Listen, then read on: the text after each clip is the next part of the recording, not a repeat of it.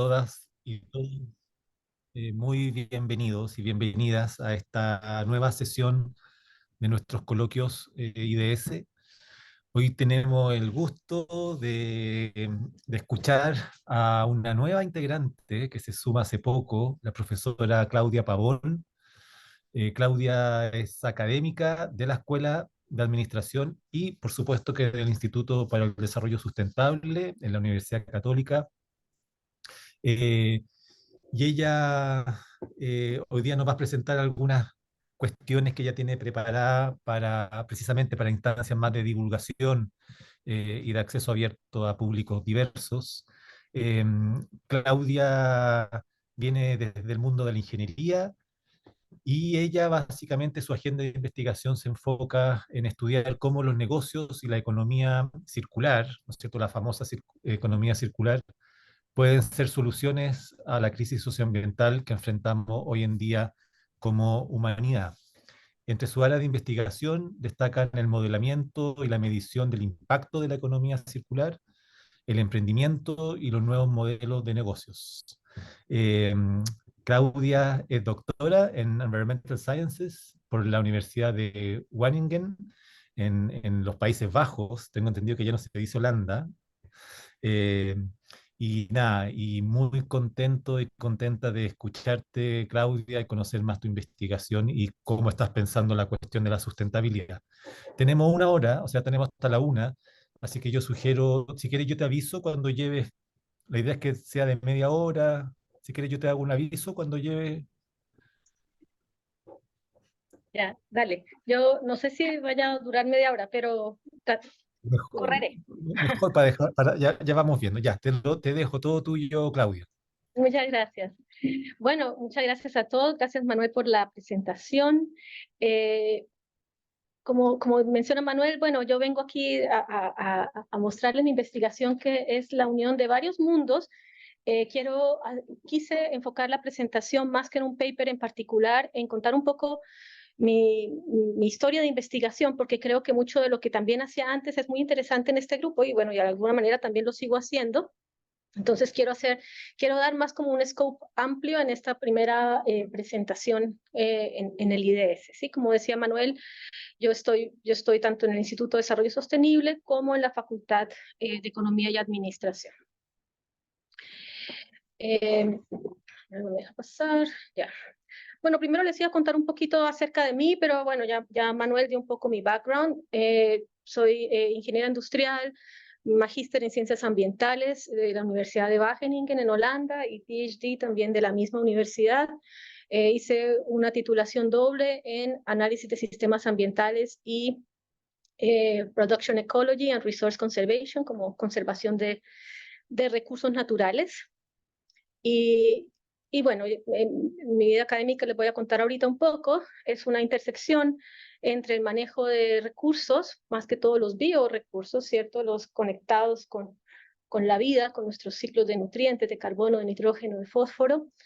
Las tecnologías ambientales, que es el grupo donde hice mi tesis de magíster y de doctorado, y que tiene que ver con básicamente cómo transformamos residuos y aguas residuales en cosas útiles, cómo recuperamos recursos, ¿cierto? Y cómo también diseñamos tecnologías que traten bien los recursos para que efectivamente puedan seguir en uso. Y eso naturalmente me ha ido llevando al tema de la economía circular, que se popularizó, digamos, en los últimos años, pero era como naturalmente lo que yo ya venía aplicando por esta perspectiva sistémica, sobre todo. Entonces, la idea es conectar el uso de recursos, ¿cierto? Energía, agua, materiales, con las tecnologías apropiadas y apropiadas desde el punto de vista social, ¿cierto? Y ambiental, económico. Entonces, con esta visión más sistémica de la sostenibilidad.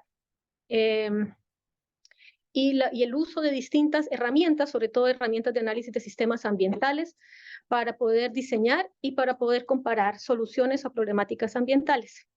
Entonces, esto sería como el resumen de esas temáticas claves en las que me formé, digamos, y en las que he ido, bueno, en las que he hecho gran parte de mi investigación, a veces con énfasis más en tecnologías, a veces con énfasis más en el análisis de los sistemas ambientales, hoy por hoy más con el énfasis en la economía circular.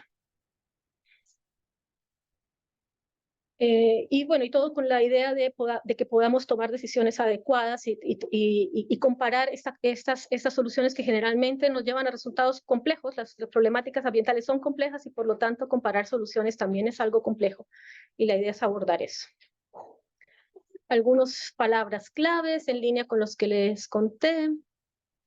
Y bueno, algunos ejemplos de lo que he hecho anteriormente. Parte de mi investigación doctoral la hice comparando el uso de la biomasa de 4 cultivos en Colombia, la yuca, la caña de azúcar, la palma de aceite, y diseñando distintas cadenas de uso, porque se puede usar para alimentación, ¿cierto? Se puede usar para producir biocombustibles, y los residuos de esto también se podrían usar, por ejemplo, para producir biogás.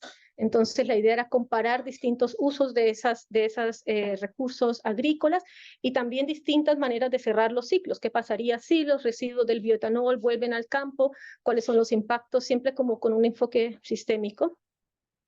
Ahí les voy a mostrar un poquito más. El tema también en Chile, desde que llegué aquí a Chile hace 10 años, mirando también sistemas ambientales en el contexto chileno, ya les voy a contar un poco, y bueno, y en colaboración con otros lugares.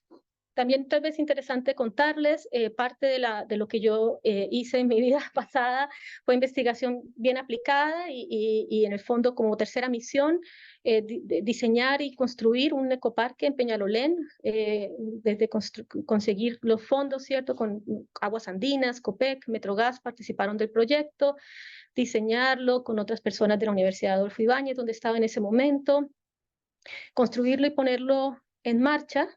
Fue un proyecto muy bonito, donde pudimos, bueno, ahí se ve un poco en la foto al fondo el huerto, pero teníamos huerto, teníamos biodigestor, compostaje. Ahí les dejo el link para los que quieran ver este videito que dura 2 minutos, que muestra en el fondo, era como la idea, llevar la ciencia, ¿cierto?, de la universidad, de las alturas de Peñalolén, a la municipalidad como tal, y donde los estudiantes pudieran hacer investigación aplicada y sus prácticas de los ramos que dictaba en ese momento, de tecnologías ambientales, de sostenibilidad, de huertos, y por otro lado, que la municipalidad también pudiera llevar ahí a la gente de la comuna, que es lo que hoy en día todavía, digamos, está sucediendo en este lugar. También en mi vida pasada patenté un biodigestor, que es un biodigestor urbano. Siempre los biodigestores son rurales, son muy grandes, y en las casas, ¿cierto? En las ciudades también hay residuos orgánicos que la gente por lo general no separa, porque no recibe tampoco el beneficio directo. Entonces la idea era diseñar un biodigestor pequeño, compacto, del tamaño de una lavadora, donde pudiésemos producir biogás. Con los residuos de un hogar se producen más o menos lo equivalente a 1 hora a 2 horas de cocina al día. Entonces, si yo puedo utilizar mis residuos para cocinar 1 hora con gas, de pronto sí tengo más el incentivo, ¿cierto?, para hacerlo, ¿ya? Y estos son 3 que se instalaron de manera piloto en la Municipalidad de Independencia. Entonces, mis papers están más que todo enfocados, y si ustedes miran, mis papers son más que todo enfocados a esto, a tecnologías ambientales y a la desaplicación de las tecnologías ambientales dentro de contextos específicos. Aquí les voy a mostrar un par de papers con el tema de Colombia que les comenté. Hicimos un análisis de estos 4 cultivos, pero uno de los papers en particular es sobre la yuca, y entonces este análisis considera en dónde se cultiva la yuca, ¿cierto? Y cuál es el mejor uso para esta biomasa. Esto lo hicimos en asocio con el CIAT, este centro de agricultura tropical que queda en Cali, Colombia, y que, bueno, es reconocido a nivel mundial. Estos centros CGIAR. Y bueno, entonces básicamente comparamos 4 escenarios distintos, donde consideramos como sistema tanto el cultivo de la yuca como los distintos usos y reusos, y pudimos concluir en términos de emisiones de gases de efecto invernadero, energía, agua y uso de la tierra. Eso es esta primera investigación. Balances de nutrientes, balances de energía, y estos tipos de diagramas para comparar los distintos escenarios. Y siempre un poco la investigación que hago, me gusta relevar el tema de la descentralización, porque por lo general lo mejor que uno puede hacer con los recursos es manejarlos cerca a su origen y reusarlos también en esa cercanía.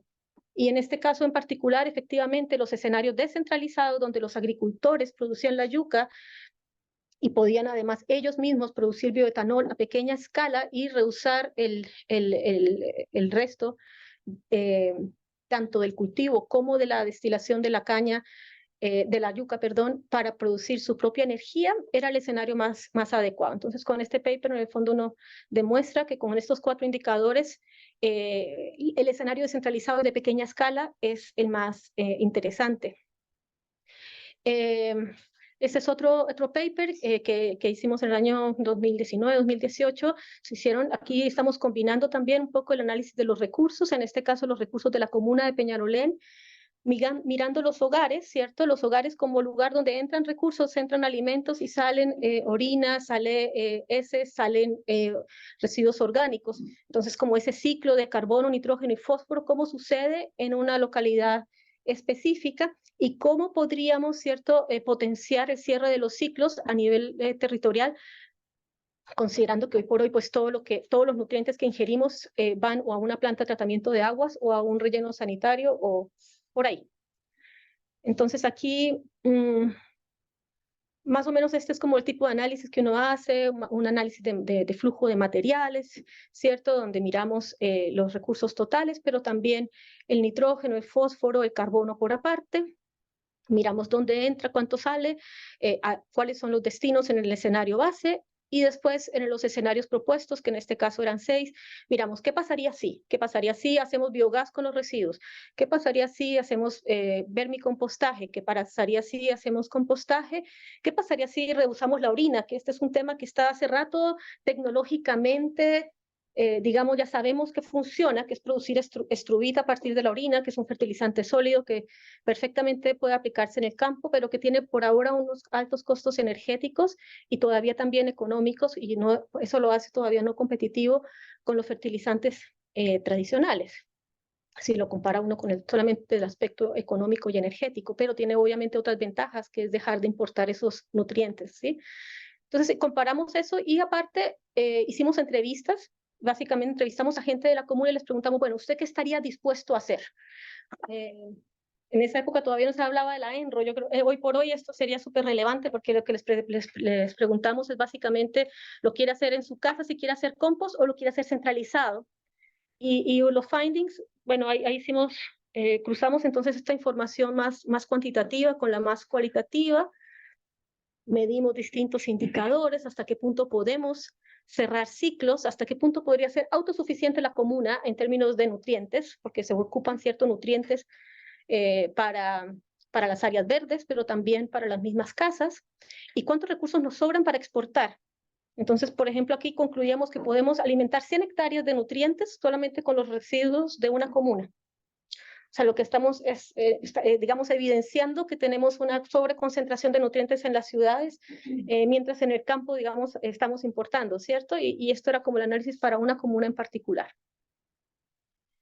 Después, entonces, evaluamos los escenarios, bueno, y de las entrevistas salió que la mayoría de personas sí les gustaba el tema del compost o del vermicompost, pero ojalá centralizado. O sea, ellos no querían involucrarse con composteras en la casa, etcétera, etcétera. Les parece que puede atraer vectores, todo esto, pero sí les interesaba mucho el, eh, el compost o el vermicompost para sus propios usos, para sus huertas, para sus árboles frutales. Y bueno, y para cerrar el análisis, hicimos también un análisis económico donde mirábamos la viabilidad económica, considerando que hoy por hoy llevar los residuos a un relleno sanitario y tratar el agua también tiene un costo. Y la conclusión en esa parte más económica era que efectivamente podíamos ahorrar plata, porque al final el tema de poner compostaje sobre todo es una inversión inicial y después un par de operarios más el terreno por un tiempo, y eso, digamos, llevado a valor presente era mucho mejor que mandar los residuos a un relleno sanitario, o sea, es costo efectivo. Bueno, ahí no los voy a latear con los números, pero están ahí en el paper. Bueno, hoy por hoy, estos son investigaciones que vienen un poquito de antes, pero que todavía estamos trabajando en ellos. Por ejemplo, en el tema de indicadores de circularidad a nivel global y a nivel nacional. Este es un trabajo que ya les voy a mostrar un poco. A nivel de circularidad también en el ámbito territorial, esta fue una investigación que hice hace unos 3 años, 4 años con una estudiante, pero que me gustaría continuar, y ahora que estamos aquí en el IDS creo que sería bien interesante poder unir esfuerzos.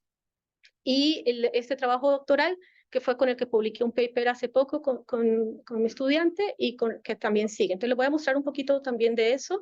Primero tal vez aclarar qué significa la economía circular, ¿cierto?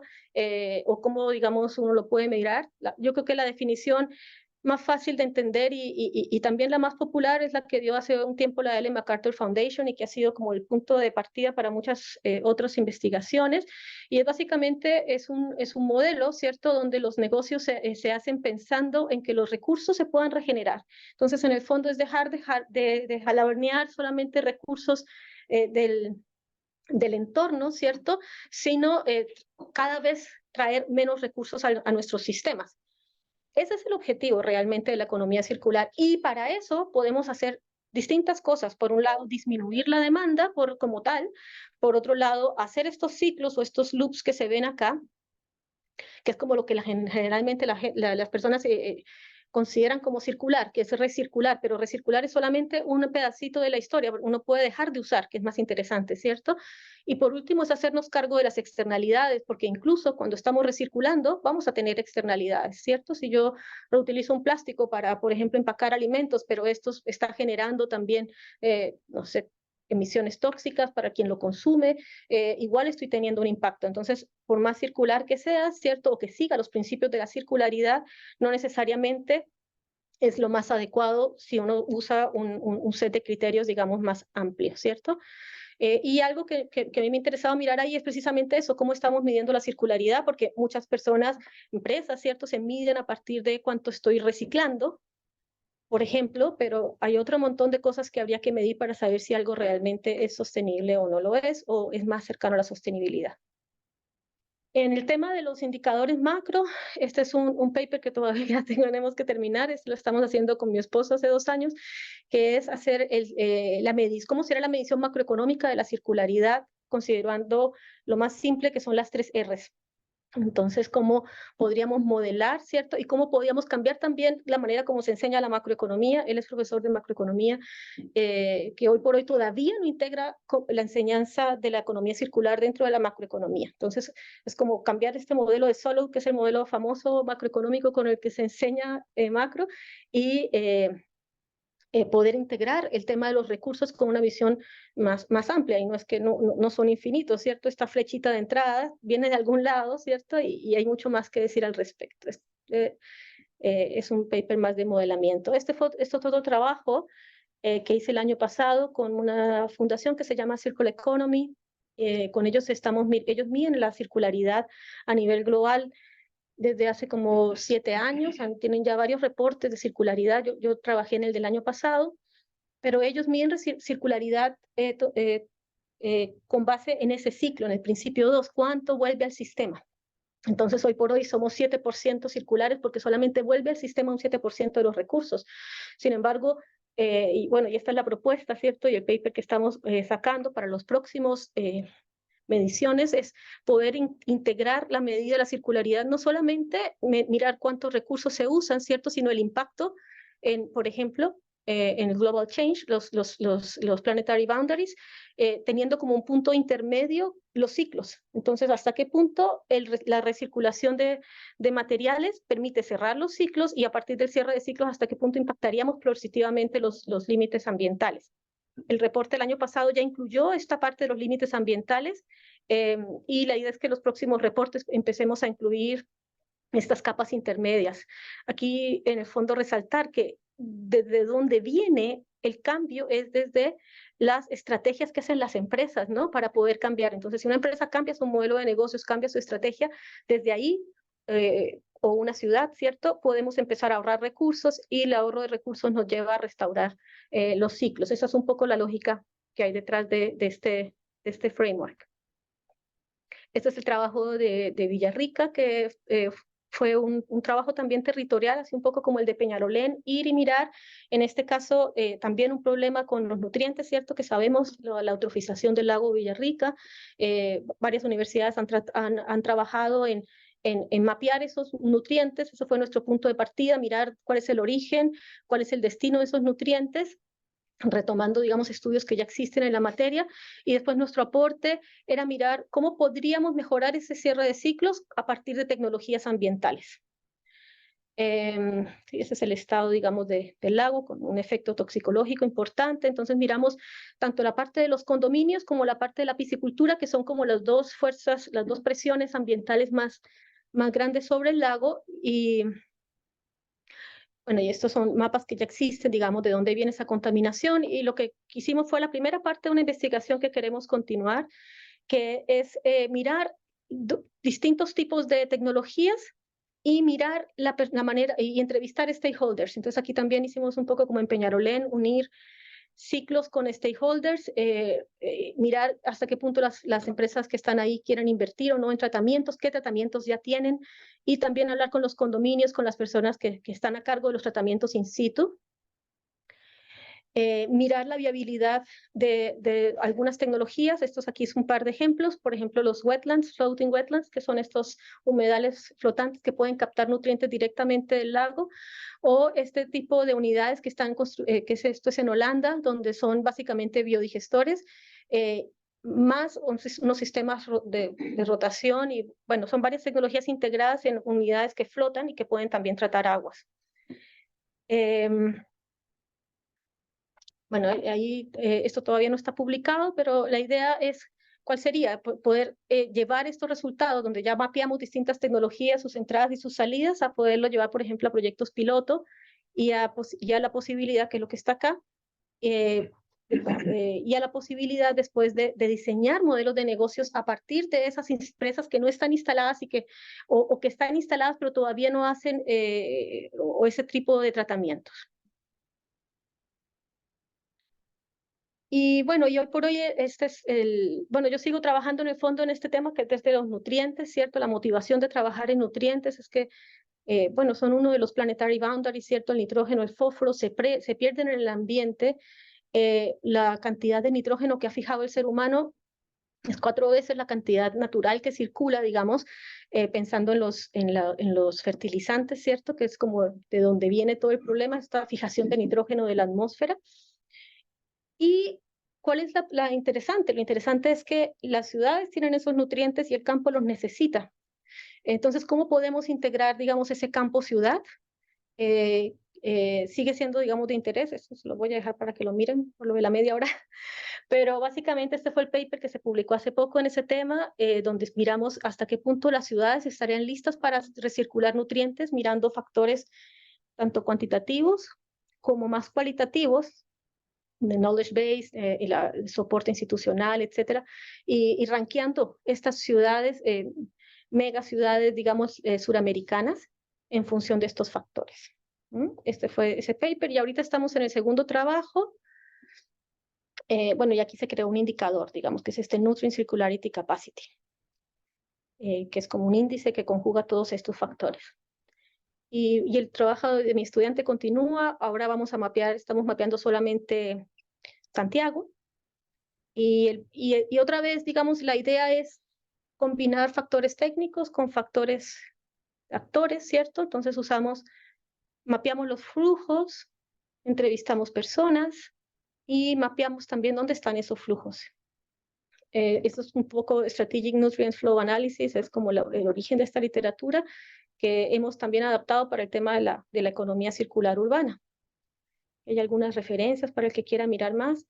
Y básicamente esto es lo que otra vez, hacemos los flujos, ¿cierto? Para la ciudad, las entradas, las salidas, pensando en la ciudad como lugar donde se consumen los alimentos, ¿cierto? Se producen residuos. Aquí estamos mirando no solamente las personas, sino también las empresas que hay en la región metropolitana, y para dónde van sus residuos y sus aguas residuales. Para ver cómo podríamos aprovechar eso mejor, ¿no? Y esto es un poco los diagramas Sankey que salen de ese análisis. Eso todavía está en borrador. ¿Para dónde va en este caso el fósforo, cierto? ¿Para dónde va el potasio? Aquí vemos, por ejemplo, una diferencia entre dónde va el fósforo y el potasio. Y cómo después, entrevistando actores, que en este caso se entrevistaron 29 actores de la región metropolitana, del ámbito de los residuos, del ámbito de las aguas residuales, empresas, la gente de los APL del Ministerio de Economía, en distintos settings, digamos, y miramos hasta qué punto estarían interesados en trabajar en esto y también qué es lo que en este momento obstruye un poco que eso suceda, ¿no? Entonces, la idea de todos estos trabajos es como presentar data. Hoy por hoy no se hace mucho en nutrientes, ¿cierto? Hay una política de residuos por aparte de la política agrícola. Entonces, esto es como presentar una primera foto y se ha mostrado muy interesados los ministerios en poder empezar a abordar, por ejemplo, dentro de los indicadores que se miden también de la agenda de cambio climático, etcétera, temas de nutrientes de esta manera más integrada. Estas fotos, digamos, que hemos ido sacando del sistema, la idea es mostrarlas en un evento que vamos a hacer con los stakeholders que entrevistamos a fines de este año, para a partir de esta información poder generar junto con ellos escenarios. Vamos a presentarles unos escenarios y la idea es que ellos miren qué tan viables son o los mejoren. Bueno, aquí hay algunos datos de dónde están los nutrientes, dónde están los nutrientes en la región metropolitana, principalmente se ocupan para producción de frutas, por ejemplo, en la parte agrícola. Bueno, y también aquí calculamos índices de circularidad basado en inputs y basados en outputs, todavía lo estamos revisando. ¿Qué tanto se están reusando? Entonces este 0.12 básicamente dice que del total de nutrientes que entran a la producción de alimentos en la región metropolitana, solamente un 12% vendría del reuso de algún, o del compostaje, por ejemplo, de los lodos de las plantas de tratamiento de aguas que entran al sistema, y el resto son fertilizantes que son, digamos, no vienen del cierre de ciclos, ¿sí? Esto está calculado para cada nutriente. El tercer paper que vamos a hacer con ALMA el año entrante ya se va a concentrar entonces en la transición, en cómo hacemos que los stakeholders realmente aborden este desafío de cerrar los ciclos. Entonces ahí ya nos movemos un poco más al ámbito social, ¿cierto? Que es con el supervisor de ALMA en Francia también está bien metido en este tema, y es ver dónde están, cómo estamos en términos de los facilitadores, ¿cierto? Para que esto realmente suceda.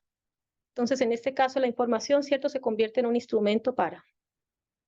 Y bueno, hacia ahí es donde va mi investigación, así es como veo que se está armando, ¿cierto? Por un lado, aquí está lo gris, que es lo que le mostraba al principio, y las análisis y las herramientas de análisis de sistemas ambientales y las tecnologías.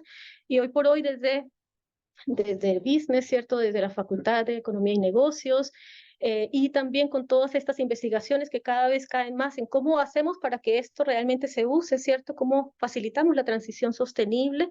Entonces esto se está como overlapping sobre esto anterior, aprendiendo pues nuevas herramientas para poder ver hasta qué punto están los factores que facilitan o no estas transiciones. ¿Ya? Los modelos de negocios circulares son, y por eso el título de la presentación, son el medio, o sea, son un medio muy importante para facilitar esa transición. La medida en que los negocios se transformen y empiecen a hacerse cargo de sus entradas y de sus salidas, ¿cierto? Y sobre todo rediseñen su propuesta de valor pensando en que el valor no tiene que ser una cosa, ¿cierto? Sino es un servicio, podemos empezarnos a mover más rápido hacia esa transformación que queremos hacia afuera. La idea entonces también ahí es ver hasta qué punto las empresas ya están realmente cambiando sus modelos de negocio hacia la circularidad, pensando sobre todo en desmaterializarlos. Hay distintos tipos de modelos de negocios circulares y bueno, hay muchos frameworks de eso. A mí me gusta este que es sencillito, pero podríamos poner 28, 30. Esto está muy en proceso. Pero este esquema me parece simple, y por otro lado hay varios papers que ya muestran que la desmaterialización del valor, o sea, el poder ofrecer cosas que no usen materiales, básicamente es como lo que podría traer más beneficios.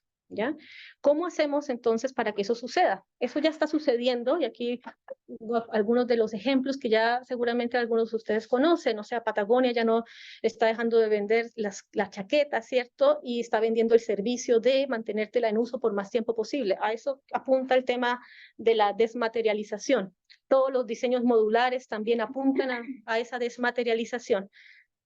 Entonces el desafío es poder medir eso y poder potenciarlo, ¿sí? Que hay más ejemplos.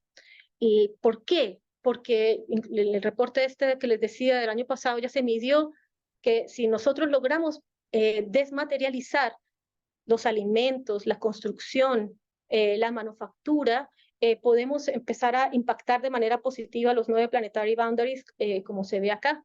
¿Sí? Podríamos, por ejemplo, pasar de un 191% por encima de la medición del cambio climático, por encima del límite del threshold, a un 46%. Del land use, etcétera. Entonces, hay un potencial grande en que a partir de disminuir el uso de materiales podamos disminuir, ¿cierto? Ese impacto macro que tenemos en la manera como funciona el planeta. Esa es un poco la motivación. ¿En qué está hoy por hoy esta literatura? Y esto es en el fondo lo que estoy desarrollando hoy en día, metiéndome en el tema. Bueno, hay un gran debate o hay un gran, digamos, adición al tema de la economía circular, que es la economía regenerativa, que varios de ustedes también conocen y han visto. En este paper, por ejemplo, ya se ve la parte regenerativa como parte de lo que apunta la economía circular.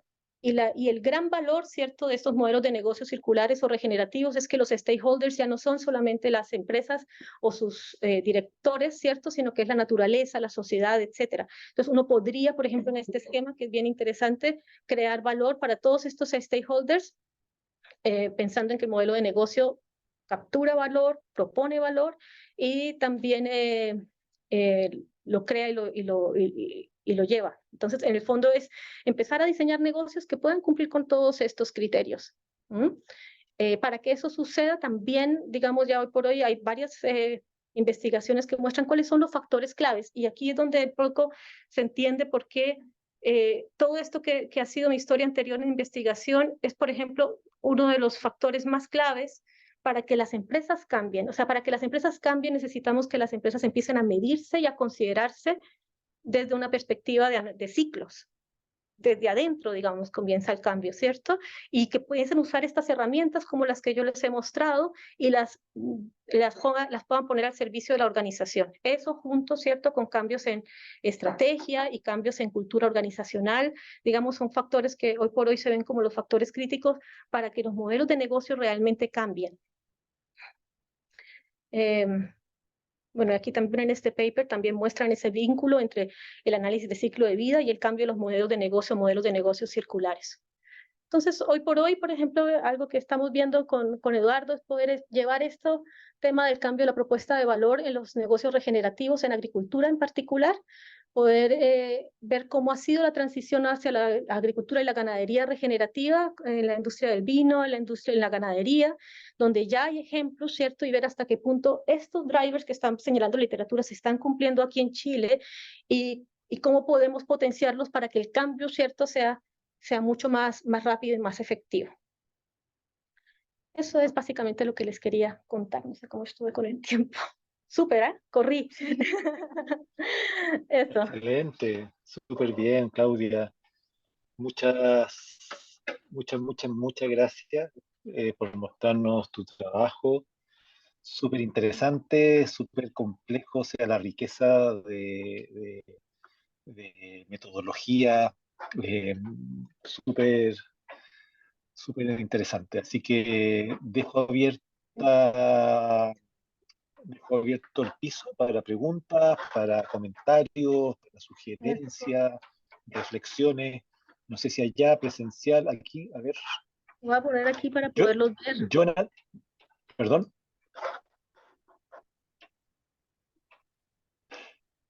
Yo te decía que Jonathan escribe una por interno, por el chat. Dice, Leo, dice, uno de los primeros ejercicios en ecología industrial fue en Kalundborg, en Dinamarca, en los 70-80. ¿Cuáles son las 3 principales razones por la falta de avance en ecología industrial o economía circular en los últimos 40 años? Mónica, ¿qué prefieres? ¿Que juntemos preguntas? Sí, pues conozco el ejemplo de Kalundborg, pero en el fondo de Kalundborg es un enfoque, diríamos, de principio 2, ¿cierto? De lo que, para los que no lo conocen, en el fondo es un parque industrial donde están distintas empresas, ¿cierto? La papelera, la que hace cemento, la que hace fertilizantes, y el esfuerzo de la ecología industrial es ver cómo lo que le sobra, por ejemplo, en calor a una empresa, le puede servir a otra, ¿sí?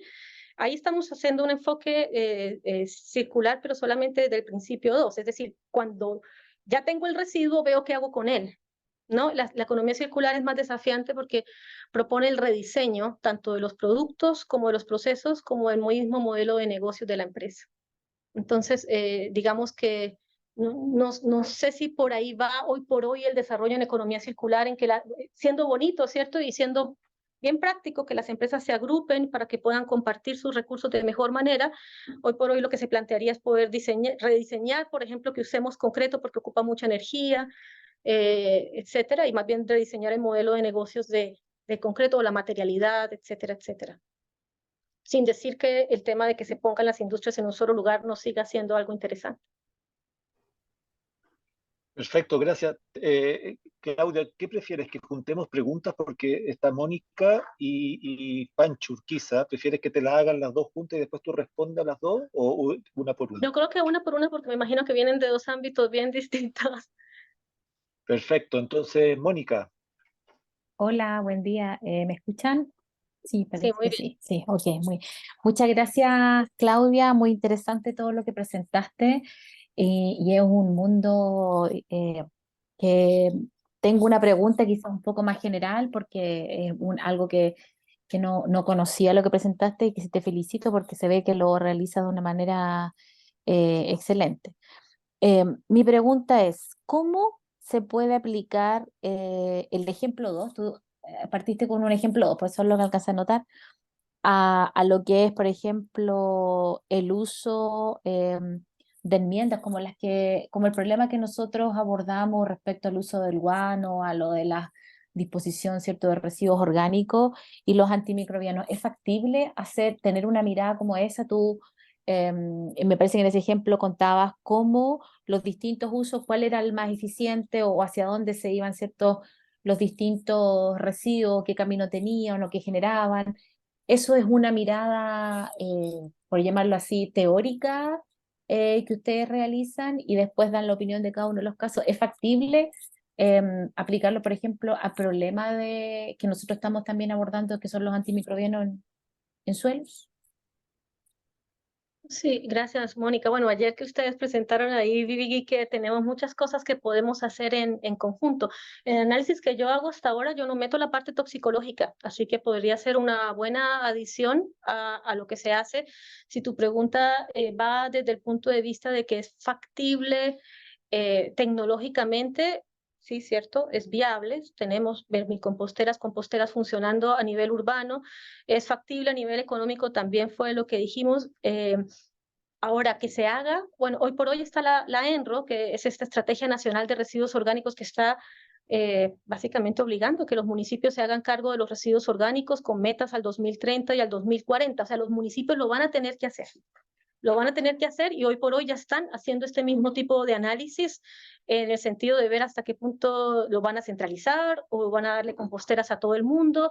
Yo no, realmente lo que yo he visto es que están repartiendo muchas composteras en distintas partes, pero hasta qué punto ese compost o ese eh, producto va a ser de buena calidad y realmente se va a reutilizar como se quiere, eso es lo que todavía no está claro. O sea, esta es una línea de investigación que ese es un primer paper del 2019 donde hoy por hoy se hace mucho más relevante, sobre todo la mirada de actores, de stakeholders y de calidad del producto final con base en lo que ya hay. O sea, Providencia está llena de vermicomposteras, en Santiago, en la Municipalidad de Santiago están estas iniciativas más centralizadas en el Parque O'Higgins, en Independencia también están haciendo ese tipo de cosas. Hay varios municipios que están ahí, pero yo siento que todavía falta mucho en medir la calidad de lo que se está haciendo y ver hasta qué punto realmente se cumple lo de la costo-efectividad en la práctica, la manera como se hace. Gracias, Claudia. Y una pregunta más.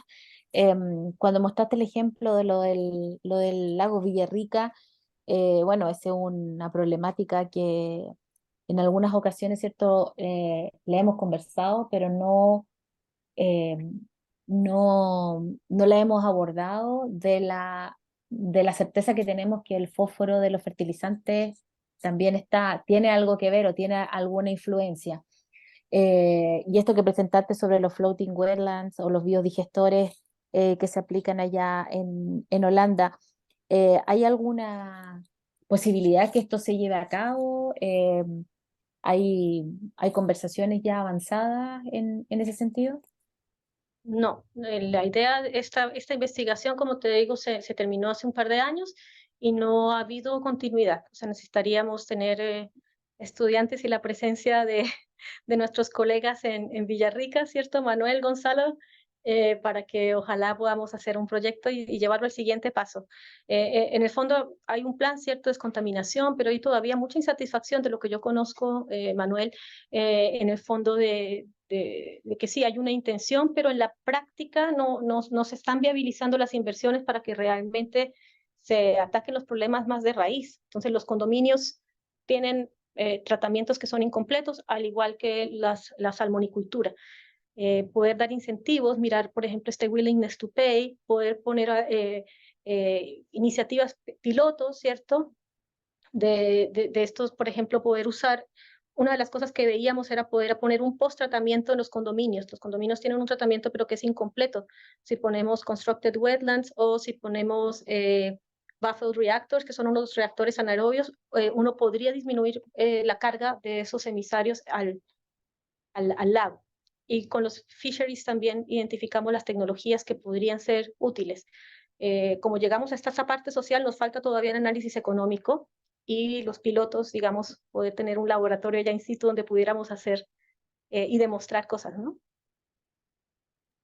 Muchas gracias. Solo confirmar, la sigla del sistema es ENRO, la ENRO es sigla la de... sigla de la Estrategia Nacional de Residuos Orgánicos Ya, y la sigla del otro sistema, del sistema DESAR, Decentralized Sanitation and Reuse. Ese es, ok. pero con gusto te comparto información. Sí, lo que pasa es que ENRO no solo un comentario, ENRO es la abreviación que nosotros usamos para el enrofloxacino, que es uno de los antibióticos que más se vende. Entonces, cuando hablas de ENRO, ¿qué decía yo? Entonces, solo era para eso. Muchas gracias, Claudia. Muchas gracias, muy interesante y felicitaciones por tu trabajo. Gracias, Mónica. Gracias. Gracias, Mónica. Tengo a Pancho Urquiza y después te puedo comentar algo sobre Villarrica.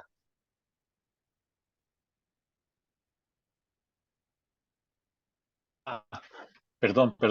Pancho lo escribió, lo voy a leer yo ya, el comentario de la pregunta de Pancho Urquiza. Él pregunta, ¿visualizas una agenda tipo laboratorio vivo para universidades donde los campus puedan integrar de manera más acelerada la economía circular y el reciclaje de nutrientes? Sí, de hecho lo puse dentro de las sugerencias para nuestra planeación en octubre. Bueno, tengo el bias del ecoparque, pero yo pienso que es súper valioso tanto para las empresas como para los estudiantes, como para los municipios, ver las cosas funcionando. Es un desafío grande en términos de implementación y de mantenerlo operativo, pero bueno, aquí la Católica creo que tiene una buena base para poderlo hacer y yo pensaría que podría ser un camino, así como el camino de poder involucrarse más en facilitar estos procesos de cambio, que pienso que esas dos alitas son importantes para que la universidad se haga presente en el territorio. Pancho, ¿quería adicionar algo más? ¿Quería No, comentar algo adicional? solamente decir que cuente conmigo, que yo creo que ese proyecto es un sueño de mucho tiempo que de alguna forma tenemos que concretizar. Así que si Démosle. logramos hacer una copla entre agenda de investigación y agenda operacional de los campus, no solamente podemos tener un impacto en la UC, sino en otras universidades que se quieran sumar a esa lógica. Así que muchas gracias por la presentación, muy interesante, Claudia. Gracias, Pancho.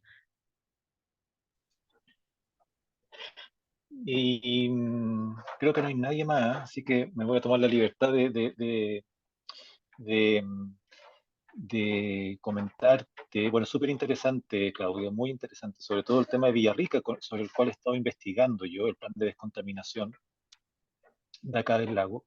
Y precisamente una de las cuestiones súper críticas que han aparecido en el plan de descontaminación y en toda la pregunta por la eutrificación del lago, es hasta qué punto todos los arreglos, digámoslo así, como tecnológico o biofísico, no apuntan al corazón del problema, que es no buscarle la fórmula de reciclar nutrientes, de los fertilizantes, ¿no es cierto?, que se percolan, etcétera, o todas las fuentes furtivas que hay, que son muchas, sino que derechamente, por ejemplo, normar y cerrar, por ejemplo, pisciculturas, por ejemplo, ¿no?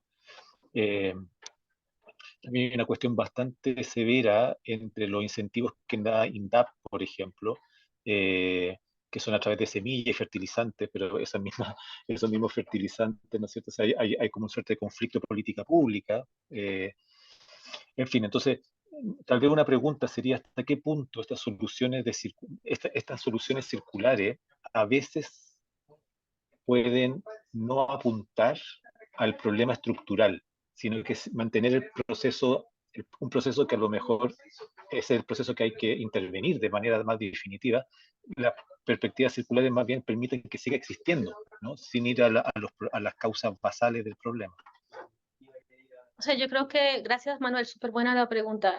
Por eso a mí me ha interesado tanto medir, porque efectivamente todo se presta para greenwashing. Si tú presentas la economía circular como reciclaje o solamente cierre de ciclos sin otras medidas, digamos, perfectamente podría ser greenwashing, ¿no? No estás atacando la raíz. Ahora, la raíz es cerrar las empresas, o la raíz es empezar a diseñar empresas de manera distinta, ¿no? Las personas necesitan donde trabajar y las personas demandamos alimentos, ¿cierto? Pero esta industria de alimentos es la que está mal diseñada. Fíjate que con esto que mencionabas del INDAP y de los subsidios, un proyecto que participé el año pasado, que es el de los fertilizantes con ODEPA, era ver cómo los subsidios que se dan en Chile efectivamente están apuntando mal, están apuntando a subsidiar fertilizantes y no a prácticas agrícolas como por ejemplo las coberturas vegetales o el compost, etcétera, que van más en línea con la agricultura regenerativa o sostenible, ¿no? Agroecología. Eh, y, y entonces uno ve que sí está la pregunta instalada en el gobierno, porque esto fue una apertura de proyecto de ODEPA, ¿cierto? Y donde uno hace los cálculos y se da cuenta que efectivamente si las políticas se reorientan a otro tipo de prácticas, hay posibilidades de tener una costo-efectividad. Entonces yo pienso que no es ni A ni B, ¿cierto? Es todo, ¿no? Tienen que cambiar las políticas, tenemos que rediseñar los modelos de negocios y mostrar que es viable, que ya se está mostrando con varias, por ejemplo, en la ganadería en el sur de Chile, ya hay 19 casos aquí que investigaron en agronomía de la ganadería regenerativa, que ya muestran resultados positivos, ¿cierto? Por lo menos en cuanto a la viabilidad económica y cambiando prácticas de fertilización por prácticas de pastoreo. Entonces, claro, legislar, mostrar, ¿cierto?, con modelos de negocio viables y medir lo que es. No comernos el cuento entero, ¿cierto? Que porque ahí estamos recirculando, estamos haciendo bien las cosas. Eso hay que transparentarlo. Muy de acuerdo, muy de acuerdo. Gracias, Claudia. Súper interesante ese debate. Jonathan aquí también pregunta, había un programa de producción y consumo sustentable en Chile hace un tiempo, hace una década, y parece que sin resultado. No sé si tú sabes algo de eso, pregunta Jonathan. ¿Del Ministerio de Economía o de...? Del Ministerio de Medio Ambiente. O sea, hoy por hoy el Ministerio de Economía lleva los APL, ¿cierto? Los acuerdos de producción más limpia, que son estas mesas de trabajo donde está el gobierno y están las empresas hablando sobre cómo hacer, digamos, minimizar impactos, cambiar tecnología, sobre todo para poder hacer menores impactos. Y esta es un poco la semilla donde uno también podría empezar a instalar temas de más profundidad, ¿no? Yo creo que por eso es que va confluyendo todo a este tema de la parte social, ¿cierto? Y de cómo nos relacionamos entre stakeholders y cómo cambiamos la mentalidad. O sea, yo estoy totalmente de acuerdo contigo que el problema es un problema de mentalidad, pero la mentalidad a veces es miope porque no es consciente de las oportunidades que hay en hacer bien las cosas. Yo pienso que, bueno, en los APL no está instalado todavía el tema de la economía circular 100%, pero sí son mesas de trabajo que están súper activas, la mesa de los huevos, la mesa de los lácteos, la mesa así. Entonces, en el fondo, esos son nichos donde podríamos entrar a generar, digamos, estas discusiones más que teóricas de la mano de las herramientas, que como mencionaba en las últimas partes de diapositivas, hoy por hoy el cambio hacia una economía circular en los modelos de negocios tiene que ir de la mano con un cambio en la mirada, o sea, empezar a medir los sistemas, life cycle assessment, este tipo de herramientas, hacerlas más transversales. Y las conversaciones entre sectores, ¿no? Obviamente uno no quisiera un sistema lácteos como el que tenemos hoy en día. Repensarlo involucra más que el sector lácteos, pero esas conversaciones, bueno, ahí es donde aquí otros expertos en la U-Theory, por ejemplo, y todo lo demás, y el positive, el Ignacio con su positive change y todo esto, hay que hacer discusiones mucho más amplias. Pero yo creo que hay que partir de la base constructiva, no de demonizar al otro, sino de pensar que tiene un entendimiento incompleto. Mm. Sí, muy de acuerdo. No sé si hay algún comentario, alguna pregunta. Jonathan también pregunta por el ODS 12, que es el de producción y consumo sustentable, ¿no? Que no habría, o sea, el seguimiento a ese ODS parece ser medio tenue. Sí, bueno, es lo mismo que hablábamos antes. En el fondo, si uno se enfoca solamente en la producción sustentable, sin hacer ese zoom out hacia cuál es el driver y cuál es la motivación, al final termina simplemente poniendo una tecnología para cerrar el ciclo, que no es que sean malas, ya vimos que pueden mejorar bastante las situaciones, pero que no necesariamente son suficientes. Y eso también es lo que, bueno, por eso tenemos con Jonathan un proyectico para mirar cómo se están midiendo las empresas en términos de indicadores de producción limpia, de sostenibilidad y de circularidad. Que ahí yo creo que nos vamos a encontrar con lo que ya esperamos en el fondo, que es que todavía es muy superficial. Todavía la discusión profunda no se establece porque lo mismo que estamos midiendo no es lo que deberíamos estar midiendo. Bien, vamos a estar esperando los resultados de ese proyectico. Ahí se me salió el colombiano. Sí, sí. Cuando me ponga con el usted, ahí sí que me voy a colombianizado. Bueno, no sé si hay más preguntas, dudas, comentarios, reflexiones. Yo tengo acá, Manuel, Dale. ¿Escucha bien? Bueno, primero, súper interesante, Claudia, la investigación, ahora que la voy a ver con más detalle expandida.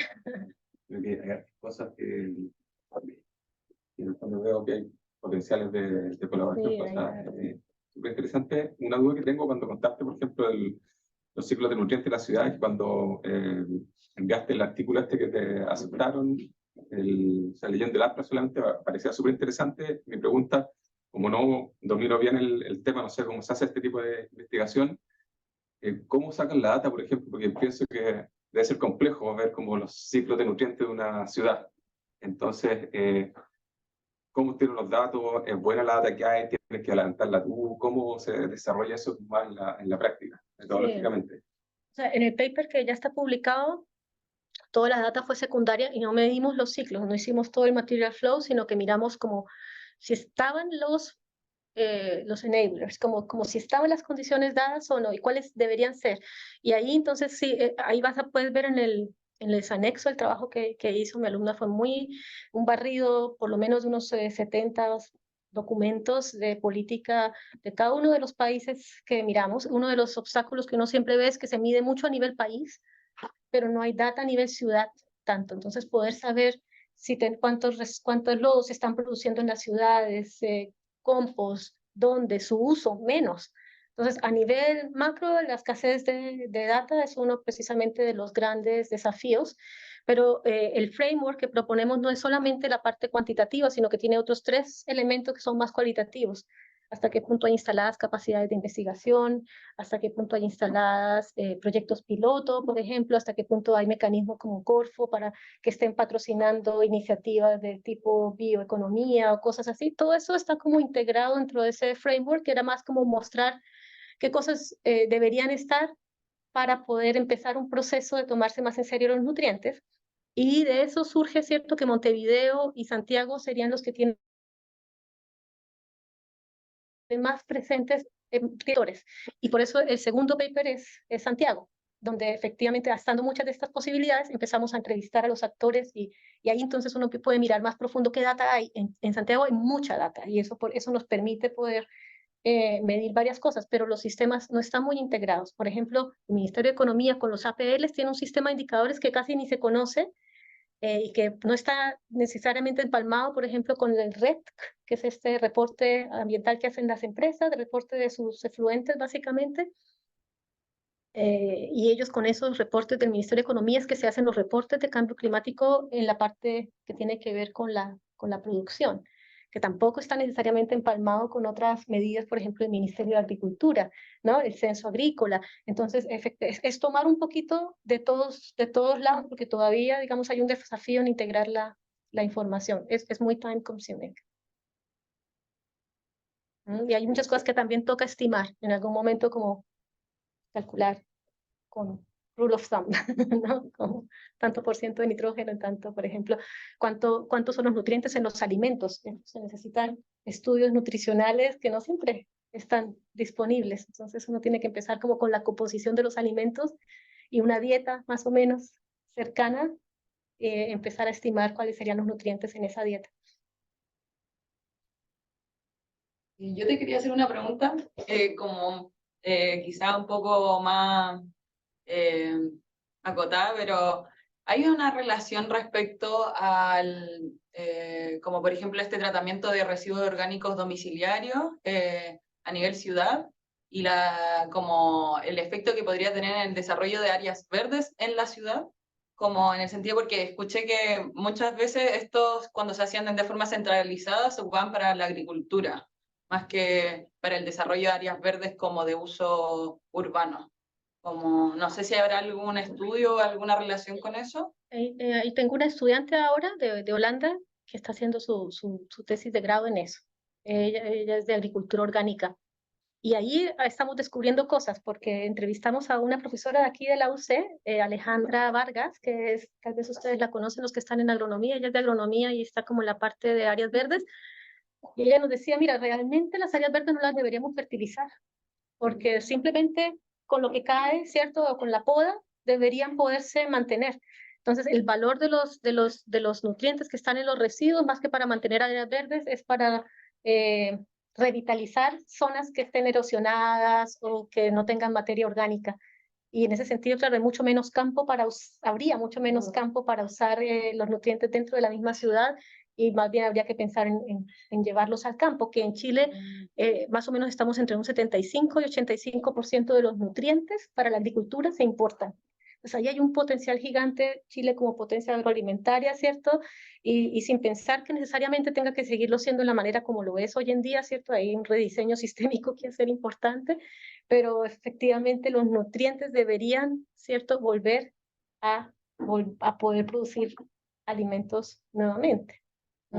Y estas áreas verdes, entonces, como en general no son fertilizadas o se fertilizan como porque no está cerrado ese ciclo y se... Ahí hay un problema de stakeholders totalmente, porque lo que se hace un poco, lo que se hacía con los residuos es subcontratar. Todos los municipios subcontratan a una empresa que les hace toda la mantención. Les poda, les fertiliza y todo. Y esa empresa lo que hace es fertilizante inorgánico. Entonces sí se fertilizan hoy en día, pero no necesariamente con las cantidades adecuadas, ni tampoco necesariamente porque se necesite, sino porque si se llevan la misma poda, se la llevan a otro lugar y no vuelve. Entonces, Claro, al no final, cierran ese ciclo no ahí. cierran ellos mismos el ciclo. Ya. Si uno de rediseñar el sistema, más que pensar en cerrar el ciclo trayendo nutrientes de la ciudad, lo que ella me decía es, tratemos de que los mismos residuos de poda y el mismo manejo de las especies que se planten vuelvan. Que también ahí, bueno, dentro del rediseño del tema está el tema de estos nuevos iniciativas en Vitacura, en Las Condes, que no sé si han visto, que están volviendo todo como suculentas. Como, o sea, jardines Jardines secos parece que secos, es, bueno, ¿no? que eso es terrible desde el punto de vista del suelo. ¿No? Entonces, eso también es como una cruzada que hay que hacer, y es decir, no, aquí con una buena capa de materia orgánica se retiene el agua y con especies que mantengan, digamos, la fertilidad del suelo, más que volver el suelo, digamos, sin vida de alguna manera. Mira. Sí. Bueno, ahí está un Gracias. tema. Es un tema. Apoyo eso, Claudia, totalmente, totalmente. Pero si lo dice la experta. No, si no es que sea experta, pero es un tema Pero que ya ha salido en otros grupos de conversación. ¿Por qué están haciendo eso? ¿Y por qué hacen eso? Si eso va en contrario a lo que efectivamente uno desea. Eso. y eso hay que relevarlo a nivel de política. De hecho, Alejandra acabó de escribir un paper de eso, de política pública, pero bueno, ahí hay también otro trabajo para hacer, Mónica, de mostrar eso con números. Excelente, excelente. Muy bien.